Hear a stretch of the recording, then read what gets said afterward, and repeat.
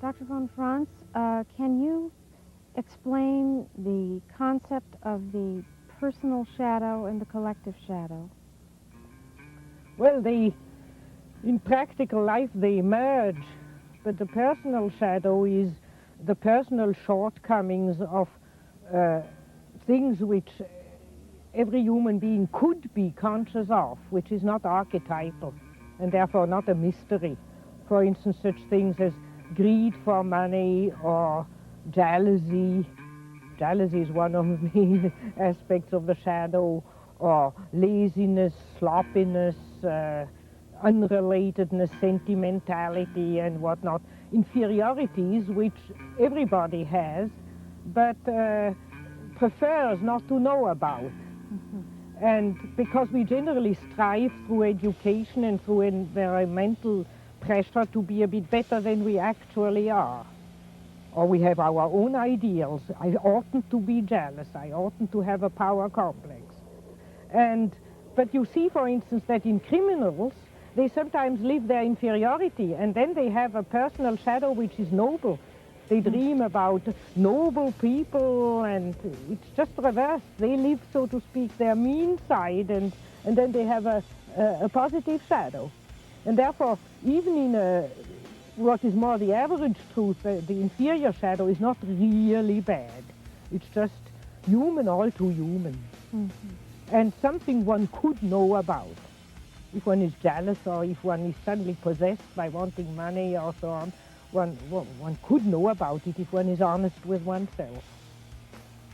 But the collective shadow has to do with the dark side of the archetype of the self. That means it's the shadow of the God image. In the Christian tradition, it would be the devil. And that has always been personified and felt as something which has not to do directly with the human being. I mean, if somebody is possessed by the devil, he's much worse than just, he's not human, it's demonic. But on the other hand, generally that merges. First you have this area of dim, dark side, and behind it lurks the other. I've, for instance, seen that when Germany went to the devil in Nazism, people fell into it through their personal shadow. For instance, they didn't want to lose their job because they were clinging to money. That was their personal shadow. But then they joined in with the Nazi movement for that reason and did much worse things than they would have done normally, under normal social conditions. So you can say the personal shadow is the bridge to the collective shadow, or the open door to the collective shadow.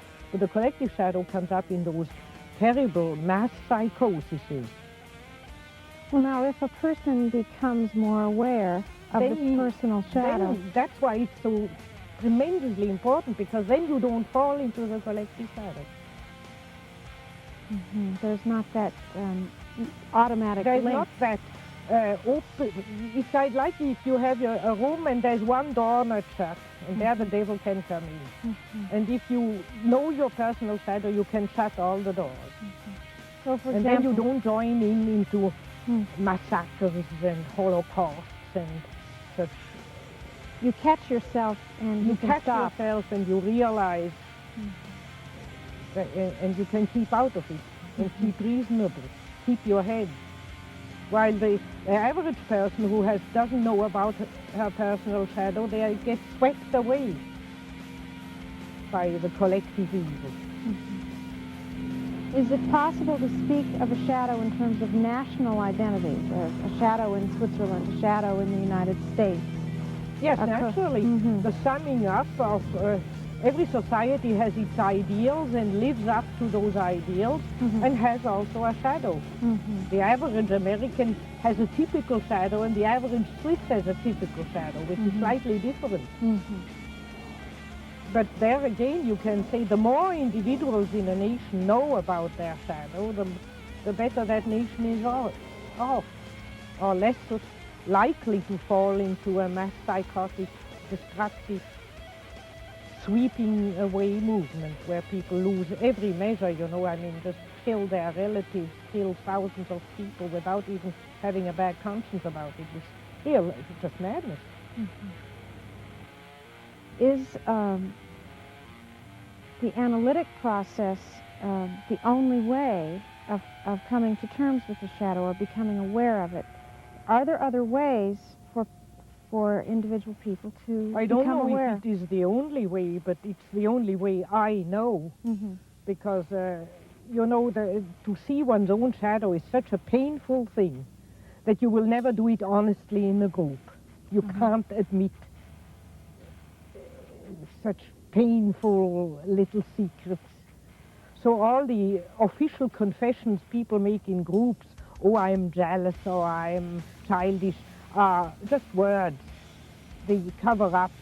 When it comes to the really painful spots, even the analyst has to be very tactful and very treading on dangerous ground and looking out of the window, and, you know, because the other is wincing under his realization of his inferiority.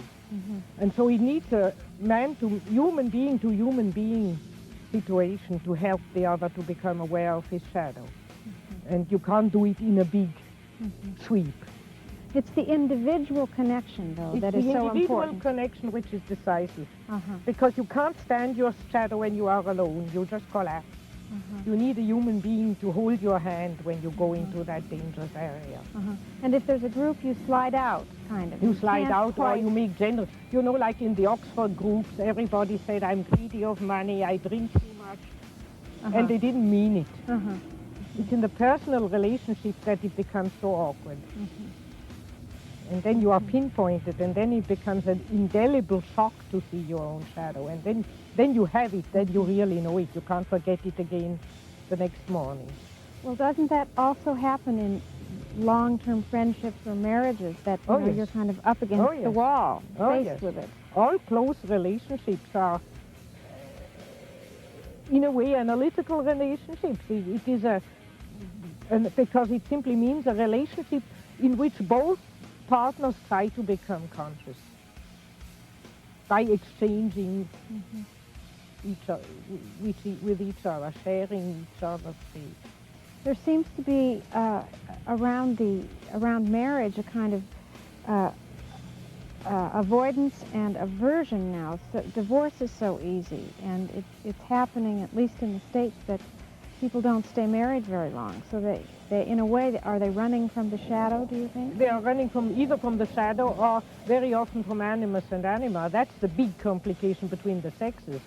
If you live with somebody of the same sex, it's the shadow gets constellated. If you live with somebody of the other sex, then the bigger task comes. That's why it's the more valuable relationship, because it's also the bigger task, because that constellates anima and animus. And as the average American nowadays doesn't know yet what that is, whenever animus and anima clash, they run apart. It's finished. They throw it over. If they stuck it out, they would learn a lot about themselves. That doesn't mean that we are not sometimes for divorce. There are situations you better think of a divorce. There are relationships where both partners become destructive to each other, plainly destructive. And then it is better to make a final decision. But there are others where it's just a clash of animus and anima, and if they could become conscious, they could get on again.